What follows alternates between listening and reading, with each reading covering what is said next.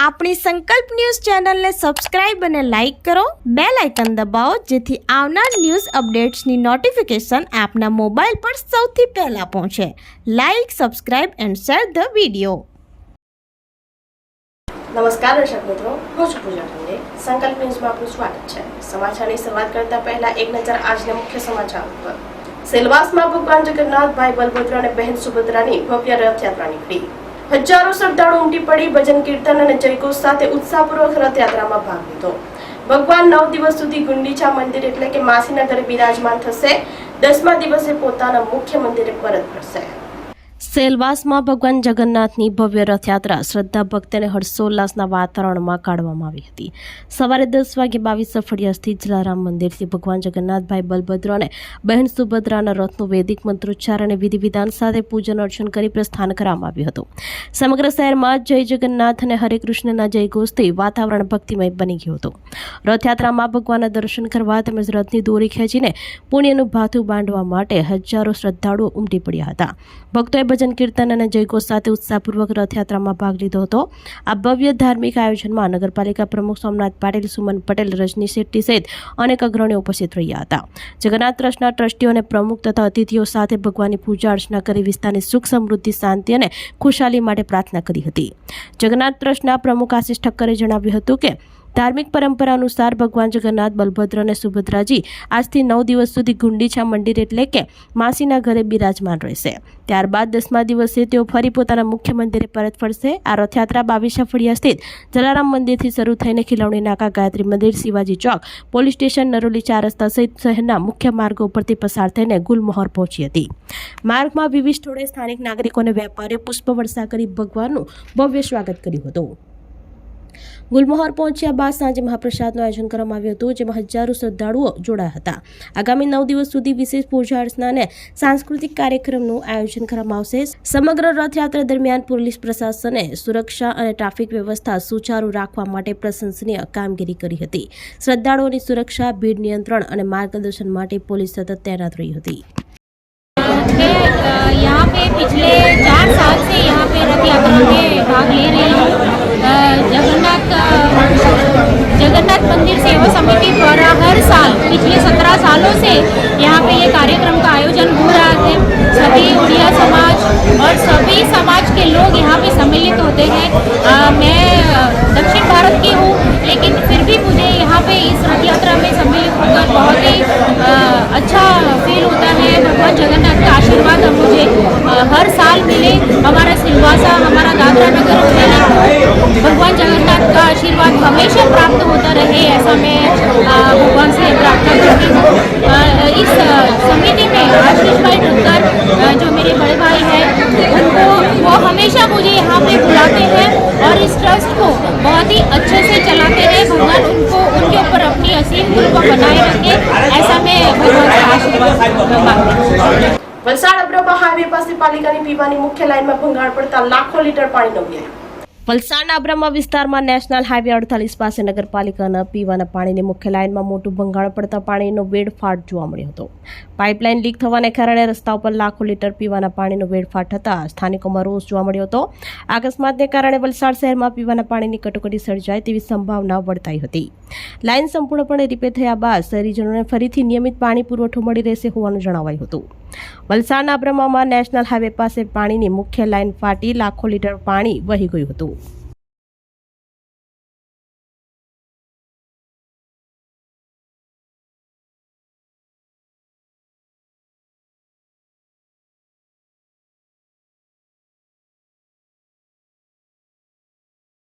દમણમાં લાંબા વિરામ બાદ મેઘરાજાની ધમાકેદાર એન્ટ્રીથી ગરમીથી લોકોને મળી રાહત. સંપ્રદેશ દમણમાં લાંબા વિરામ બાદ બુધવારના રોજ સવારે વાતાવરણમાં અચાનક પલટો જોવા મળ્યો હતો અને આકાશમાં કાળા દિબાંગ વાદળો છવાયા બાદ અચાનક જ ઝમાઝમ વરસાદી ઝાપટા વરસવા પામ્યા હતા. વરસાદના આગમનથી પ્રદેશના રસ્તાઓ ભીના થઈ ગયા હતા. અચાનક આવેલા વરસાદને કારણે છેલ્લા ઘણા દિવસોથી ગરમી અને અસહ્ય બફારાથી કંટાળેલા સ્થાનિક લોકોને આંશિક રાહત થવા પામી હતી. અગાઉ મેઘરાજાએ લીધેલા લાંબા વિરામના કારણે ખેતરોમાં પોતાના ઊભા પાકને નુકસાન થવાની ભીતિથી ખેડૂતોમાં ભારે ચિંતા વ્યાપી જોવા પામી હતી. પરંતુ બુધવારે વહેલી સવારથી ફરી એકવાર વરસાદી માહોલ જામતા આગામી સમયમાં ચોમાસું ફરી સક્રિય થાય તેવી આશા ખેડૂતો સેવી રહ્યા છે.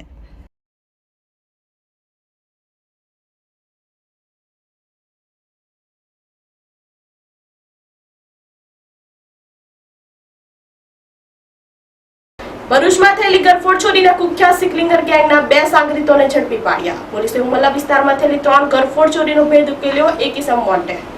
ભરૂચ એલસીબી પોલીસે ઉમરલા પોલીસ મથક વિસ્તારમાં થયેલ ગરફોડ ચોરીના ગુનાઓનો ભેદ ઉકેલી પોલીસે કુખ્યાત સિકલીગર ગેંગના 2 સાગરીતોને ઝડપી પાડ્યા છે. આરોપીઓ પાસેથી ચોરીમાં ઉપયોગમાં લેવાયેલી મોટરસાયકલ અને મોબાઈલ મળી કુલ ₹56,000નો મુદ્દામાલ કબજે કરવામાં આવ્યો છે.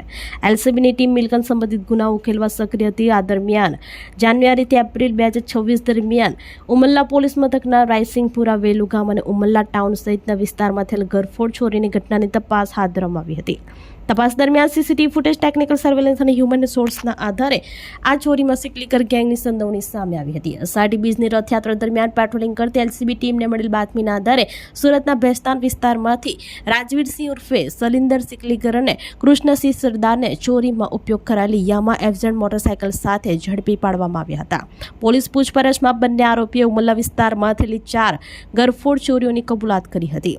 આરોપીઓ ગામડામાં અગાઉથી રેકી કરી બંધ મકાનોને નિશાનો બનાવી સોના ચાંદીના દાગીના, રોકડ રકમ અને અન્ય કિંમતી વસ્તુઓની ચોરી કરતા હોવાનું બહાર આવ્યું છે. ચોરીનો માલ 3 સાગરીતો વચ્ચે સરખા ભાગે વહેંચી લેવામાં આવ્યો હતો. પોલીસે આરોપીઓ પાસેથી ચોરીમાં ઉપયોગમાં લેવાયેલી એક મોટરસાયકલ અને 2 મોબાઈલ મળી કુલ ₹56,000નો મુદ્દામાલ કબજે કર્યો છે. જ્યારે ગેંગનો અન્ય એક સાગરીત બોબીસિંહ સરદાર હાલ ફરાર હોવાનું જાણવા મળ્યું છે અને તેની શોધખોળ શરૂ કરવામાં આવી છે. મુખ્ય આરોપી રાજવીર સામે અગાઉ પણ રાજપીપળા, તિલકવાડા અને વડોદરા જિલ્લાના અનેક ગરફોડના ગુનાઓમાં નોંધાયેલ હોવાનું પોલીસ તપાસમાં સામે આવ્યું છે. ભરૂચ એલસીબીની આ સફળ કામગીરીથી ઉમરલા વિસ્તારમાં થયેલી ગરફોડ ચોરીના 3 ગુનાનો ભેદ ઉકેલાયો છે. જ્યારે ફરાર આરોપીને ઝડપી પાડવા પોલીસે વધુ તપાસ હાથ ધરી છે. ભરૂચથી રિપોર્ટર અવી સૈયદ, સંકલ્પ ન્યૂઝ.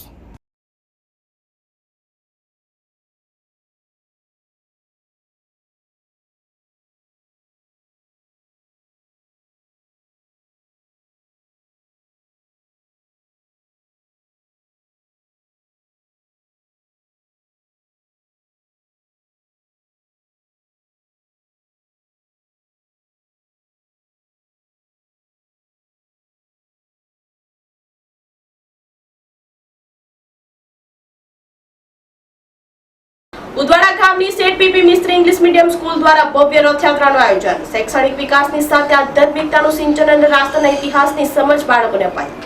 ભગવાન જગન્નાથજીની રથયાત્રાના પાવન અવસરે પારડી તાલુકાના ઉદવાડા ગામની સેઠ પીપી મિસ્ત્રી ઇંગ્લિશ મીડિયમ સ્કૂલ દ્વારા ભગવાન જગન્નાથજીની રથયાત્રાનું આયોજન કરવામાં આવ્યું હતું. બાળકોની અંદર શૈક્ષણિક વિકાસની સાથે આધ્યાત્મિકતાનું સિંચન અને આપણા રાષ્ટ્રના ઇતિહાસની સમજ પણ જરૂરી છે. એ વાતનું ઉદાહરણ અને પ્રેરણા ઉદવાડા ગામની આ ઇંગ્લિશ મીડિયમ શાળાએ આપી છે. આજે જ્યારે આપણા દેશનું યુવા પોતાના સંસ્કારોથી દૂર જઈ રહ્યું હોય તેવા સમયમાં આ શાળાના બાળકો આપણા દેશની સંસ્કૃતિ સાથે આવી વિવિધ પ્રકારની એક્ટિવિટી માધ્યમથી સંકળાયેલા રહે છે. આ રથયાત્રા સેઠ પીપી મિસ્ત્રી ઇંગ્લિશ મીડિયમ સ્કૂલ ઉદવાડા ગામના પટાંગણથી શરૂ થઈને લક્ષ્મીનારાયણ મંદિર સુધી યોજવામાં આવી હતી.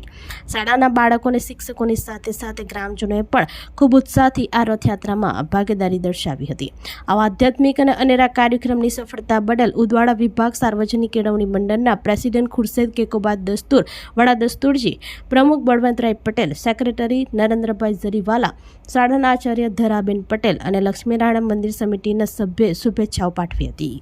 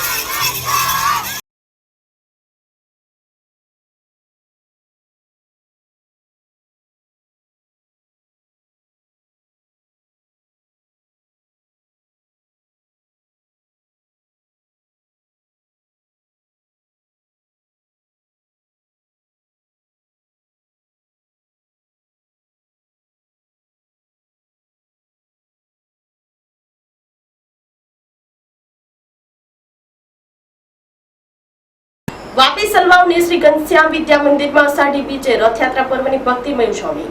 વિદ્યાર્થીઓએ ભગવાન જગન્નાથ, બહેન સુભદ્રા અને બલભદ્રજીની આકર્ષક ઝાંખી રજૂ કરી. વાપીમાં શ્રી સ્વામિનારાયણ શિક્ષણ સેવા કેન્દ્ર સલવાવ સંચાલિત શ્રી ઘનશ્યામ વિદ્યા મંદિરમાં અષાઢી બીજના પવિત્ર પર્વ નિમિત્તે ભગવાન શ્રી જગન્નાથજીની રથયાત્રાની ભક્તિભાવપૂર્વક ઉજવણી કરવામાં આવી હતી. શાળાના સભાખંડમાં યોજાયેલા કાર્યક્રમમાં આચાર્ય ચંદ્રવદન પટેલના માર્ગદર્શન હેઠળ સવર્ણ ગ્રુપના શિક્ષકો અને વિદ્યાર્થીઓએ ઉત્સાહભેર ભાગ લીધો હતો. કાર્યક્રમની શરૂઆત વિદ્યાર્થીનીઓ દ્વારા પ્રાર્થના તથા ભગવાન જગન્નાથજીના ભજન સાથે કરવામાં આવી હતી. ત્યારબાદ આચાર્ય ચંદ્રવદન પટેલે અષાઢી બીજના પર્વનું ધાર્મિક અને ઐતિહાસિક મહત્વ સમજાવતા જણાવ્યું હતું કે આ દિવસે ભગવાન જગન્નાથજી, બહેન સુભદ્રા અને ભાઈ બલભદ્રજી રથમાં બિરાજી ભક્તોને દર્શન આપવા નગરચર્યાએ નીકળે છે. સદીઓથી ચાલી આવતી આ પરંપરા સમગ્ર દેશમાં શ્રદ્ધા અને ઉત્સાહ સાથે ઉજવાય છે. આ પ્રસંગે વિદ્યાર્થીનીઓએ મનમોહક સાંસ્કૃતિક નૃત્ય રજૂ કર્યું હતું. કાર્યક્રમનું મુખ્ય આકર્ષણ વિદ્યાર્થીઓ દ્વારા ભગવાન જગન્નાથ, બહેન સુભદ્રા અને ભગવાન બલભદ્રજીના પરંપરાગત વેશભૂષામાં રજૂ કરાયેલી જીવન ઝાંખી રહી હતી. શાળા પરિસરમાં ભગવાન જગન્નાથજીની પ્રતિકાત્મક નગરચર્યા યોજાઈ હતી. વિદ્યાર્થીઓ અને શિક્ષકોએ ભજન, કીર્તન તથા જયઘોષ સાથે ઉત્સાહપૂર્વક ભાગ લીધો હતો. ભક્તિમય ગીતોના સ્વરો અને જય જગન્નાથના નાદથી સમગ્ર શાળા પરિસર ગુંજી ઉઠ્યું હતું. આ કાર્યક્રમ દ્વારા વિદ્યાર્થીઓમાં ભારતીય સંસ્કૃતિ, ધાર્મિક પરંપરાઓ અને આધ્યાત્મિક મૂલ્યો પ્રત્યે જાગૃતિ અને શ્રદ્ધાનો સંદેશ સફળતાપૂર્વક પહોંચાડવામાં આવ્યો હતો.